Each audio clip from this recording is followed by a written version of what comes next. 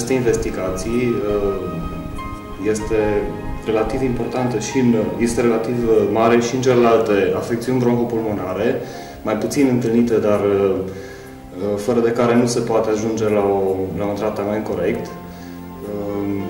Pacienții din județul Alba, la ora actuală, nu beneficiază de această metodă de investigație, ei fiind obligați să apeleze la centre medicale din județele limitrofe.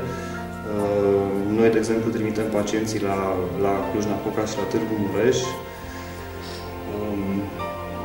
Și suntem foarte mulțumiți să putem să avem în curând acest echipament pentru investigația endoscopică bronșică în unitatea noastră. În această perioadă, echipa medicală din unitatea noastră este foarte mulțumită de faptul că avem un proiect pentru dotare cu echipament de endoscopie bronșică, echipament care presupune investiție în valoare de peste 50.000 de euro și investiție care este posibilă în această perioadă prin eforturile conjugate ale cluburilor Rotary din Alba Iulia, Sebeș, precum și a partenerilor din străinătate, respectiv cluburile Rotary din Vichy, Franța, Liverpool, Anglia și Berlin, Germania.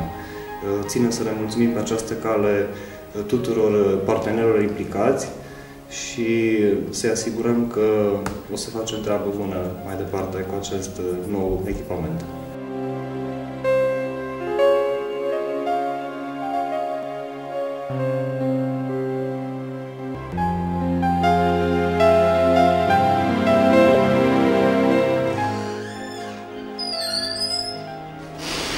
Ne aflăm în sala de explorări funcționale și de puncție. Aici vom avea amplasat și aparatul de endoscopie bronșică. Împreună cu acest echipament și cu echipa noastră medicală vom avea activitate medicală de calitate mult mai bună până acum.